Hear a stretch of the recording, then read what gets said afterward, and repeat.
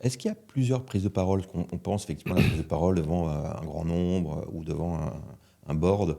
Hmm. Mais est-ce que finalement la prise de parole, elle commence pas quand tu es manager ou CEO ou dirigeant et que tu dis bonjour et que Hmm. tu prends des nouvelles de la personne qui arrive la première au bureau?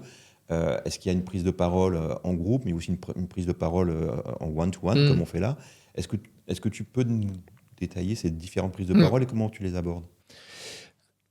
C'est effectivement une bonne question parce qu'on a parfois cette notion de prise de parole en public, la phrase type, tu vois, prise de parole en public égale souvent connectée à l'orateur, tu sais, pupitre, micro, lumière, avec une foule devant. Bon.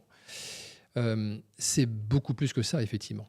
Du lundi au vendredi, tu n'as pas ces situations tous les jours. Enfin, c'est peut-être, selon les situations, peut-être 2-3% de tes prises de parole, c'est ça.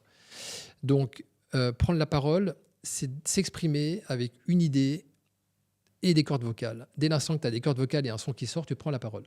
Donc, on n'est pas forcément dans des situations comme on peut rencontrer là dans un studio. Non, c'est autour de la machine à café, mais ça peut être aussi dans un one-to-one avec des investisseurs, même 2-3 investisseurs devant que tu dois convaincre. Euh, c'est dans un tour de table. Alors, je zoome sur le tour de table parce que le tour de table, c'est une épreuve pour beaucoup de personnes et des dirigeants, des managers qui sont capés, qui ont 20 ans d'expérience professionnelle. Et c'est là où tu te rends compte qu'il y a vraiment une problématique du tour de table où tu dois à un moment donné, tu vois comment ça se passe. C'est un peu comme un compte à rebours. Mm. C'est-à-dire que tu vas avoir 10, 9, 8, 7, 6, 5, tu vas presque compter et tu vas en fait te retrouver avec 50 paires d'yeux braqués sur toi. Donc le tour de table, c'est une vraie épreuve universelle, quelles que soient les cultures, les nationalités, le tour de table est une vraie épreuve. Donc tu vois, quelque part, il y a une vraie diversité, tu as raison, sur prise de parole, c'est avec mon équipe, c'est avec ma hiérarchie, avec des investisseurs, avec des inconnus, avec des experts face à moi. Et, je peux rencontrer effectivement des difficultés dans une situation et pas dans l'autre. Tu vois. Donc ça, c'est important, cette notion d'interférence qu'on évoquait tout à l'heure. Bah, ces fameuses interférences, ces pensées parasites, elles s'activent dans des situations et pas dans l'autre. Tu vois, je vais te citer un exemple. Souvent, d'ailleurs, ils sont à l'aise avec leur équipe parce qu'ils ont intérieurement une posture intérieure de légitimité. Ils se sentent légitimes, ils n'ont rien à prouver face à leur équipe. Et je cite souvent le truc, je suis salle 102 le lundi matin avec mon équipe, tout se passe bien, je me sens à mon aise, donc tout va bien. Hop, à 10 heures, il y a le codir, avec une table en U qui peut me stresser. Toi, la configuration de la salle peut changer et peut te stresser plus dans certains cas. Et puis, c'est un staff élargi. J'ai un expert, je dois prendre la parole. J'ai un tour de table. Le gars, super confiant avec son équipe avant, il se retrouve en fait comme un gamin de 10 ans parce que derrière, l'extérieur a changé. Parce qu'à un moment donné, il a l'impression, je dis souvent, il était Lyon avant, il passe de Lyon à Châton, quoi. Tu vois. Donc, il y a plein de multiplicités, tu vois. Il y a vraiment une quantité, une diversité.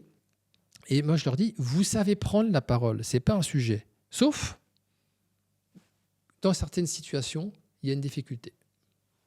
Est-ce qu'il y a tu leur conseilles un travail de préparation? Moi, je vois souvent des gens qui me disent, alors tu le sais, je fais du podcast, mais je fais Mm, aussi de la mm, vidéo. Je connais mon sujet, il n'y a pas de problème. Et en réalité, il y a un manque de préparation. mm, Et ce manque de préparation va vraiment entacher la performance et la qualité de la prise de parole. Je vois ça beaucoup dans les pays latins, en France mm, notamment. Là où quand je travaille avec des anglo-saxons, tu vois qu'ils ont vraiment préparé, chiadé mm, leur prise de mm. parole. Et que c'est un moyen pour eux, de se sentir un peu en sécurité, et puis de se rattraper à des slides Mm. ou un programme. Comment toi, tu travailles sur cette préparation? Alors, la notion de préparation, pour moi, il y a deux volets. Il y a la préparation du contenu Mhm. et ce que j'appelle la préparation du contenant. Le contenu, c'est la matière, ça fait partie de ta compétence métier, tu as une présentation, tu as des slides. euh, mais à un moment donné, euh, on est parfois atteint du syndrome en mode, oui, mais plus je vais me préparer, mieux je vais me préparer, mieux ça va se passer. En fait, c'est un leurre. C'est un leurre et c'est symptomatique à un moment donné quand tu vois une personne qui surprépare, qui passe des nuits à préparer sur un sujet qui maîtrise globalement, c'est que ça cache, c'est l'arbre qui cache la forêt quelque part. Donc, nous, on considère qu'il y a une préparation. À un moment donné, tu as la préparation de la maîtrise de ton sujet. Parfois, d'ailleurs, tu n'as pas le temps de préparer. On te dit, dans 1 heure, tu vas prendre la parole. Tu as un codir, un dirigeant, il n'a pas toute la nuit. Donc, c'est savoir s'arrêter en mode, c'est suffisant. Ça, c'est déjà compliqué. Et je vais passer à un autre type de préparation du contenant. Le contenant, c'est ce que j'ai là-dedans, quelque part.